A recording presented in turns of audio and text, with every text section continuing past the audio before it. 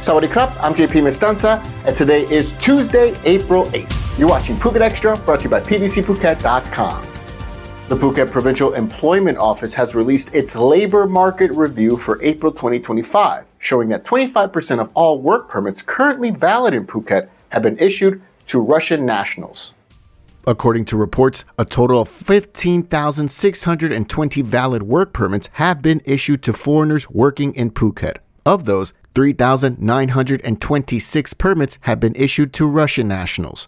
The rest of the top 10 countries of origin of foreigners issued work permits were given as the Philippines, China, the UK, France, India, Italy, the United States, Australia, Ukraine, Germany, Turkey, South Africa, Canada, and Myanmar. Of the current work permits issued, real estate remained the top industry for work permits on the island, with 2,407 permits issued for foreigners working in the industry. Just over 1,500 work permits have been issued for foreigners working in hotels, with another 1,400 permits issued for foreigners working in food and beverage, and just over 1,300 permits for those working in schools on the island.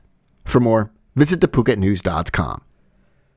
Officials in the Finance Ministry are looking to implement measures to blacklist contractors who violate government procurement laws.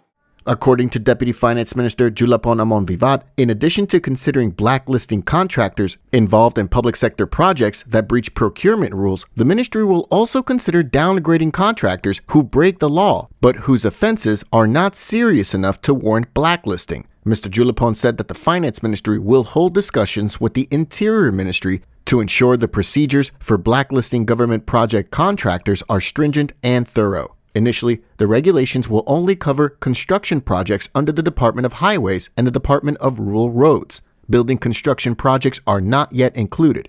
The plan is to implement a contractor report card that will impose penalties on substandard contractors, including downgrading and removal from the construction registry, according to reports. For more, visit thephuket.news.com. Provincial officials are stepping up efforts to tackle homelessness with a comprehensive action plan following the first Homeless Protection Subcommittee meeting of 2025 earlier this week.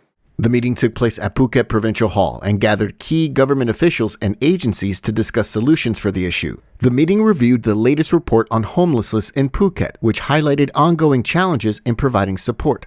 According to reports, 66% of those who are receiving support were either homeless or at risk of homelessness, with 90% of that group struggling with alcohol or drug addiction. Additionally, many face chronic diseases and mental health issues requiring continued medical attention from Vashida Phuket Hospital. However, distance and staffing shortages have made access to healthcare a challenge. Many homeless individuals in Phuket also lack proper identification documents, preventing them from receiving essential services such as medical care and financial aid. One assistance measure that has been deployed has been the Drop-In Project, which has been actively working to provide welfare assistance, ID card registration, and healthcare support across all 3 districts in Phuket. A total of 125 individuals benefited from the project, including 21 homeless people and 104 members of the general public. Additionally, financial aid has been distributed to vulnerable groups, including 3,000 baht each to 449 low-income and homeless families, 2,000 baht each to 98 AIDS-infected individuals and their families, and 5,000 baht each to 8 individuals with critical social problems, according to officials. The meeting also outlined a plan for fiscal year 2026, emphasizing the formation of local multidisciplinary care teams and collaboration with local administrative organizations to address housing shortages and improve access to welfare benefits. For more, visit thephuket.news.com.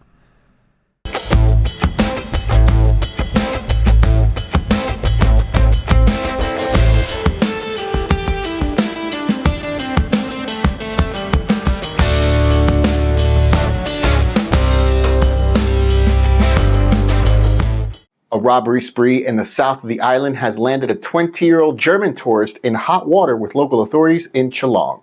Police identified the suspect as 20-year-old Ryan Leo Akam, who was arrested last Friday following 2 separate incidents. The first took place at about 5:30 p.m. in front of a 7-Eleven at the entrance of Soi Songkum in Geelong, where reports say he attacked a Thai man and made off with the man's motorcycle.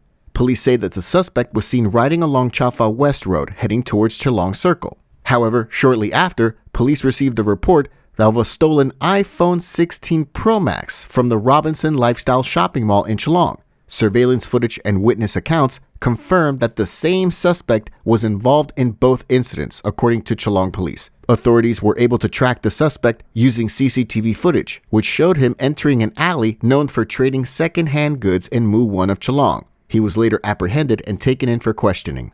For more, visit thephuket.news.com. The Australian Consulate General in Phuket has announced that it will be open to receive ballots from Australian nationals for the upcoming Australian national election on May 3. Australian citizens overseas can vote on the day of the election. They can do so at an overseas voting centre or by postal vote. Australian nationals will be able to vote in person at the Australian Consulate General, located northbound section on the bypass road, according to this schedule that is now on your screen.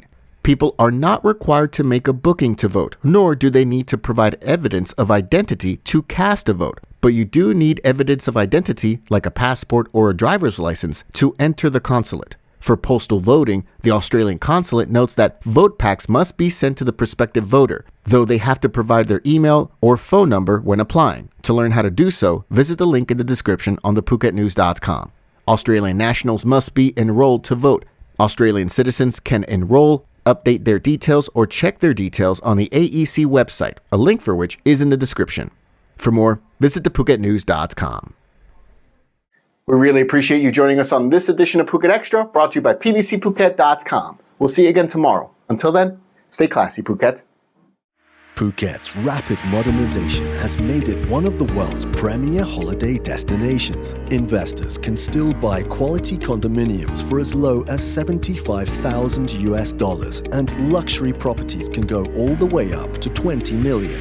Condominiums in Phuket are a safe, secure bricks-and-mortar investment, offering foreigners freehold ownership. Call or email Thai Residential, Phuket's #1 trusted real estate advisor, to find your perfect Phuket property.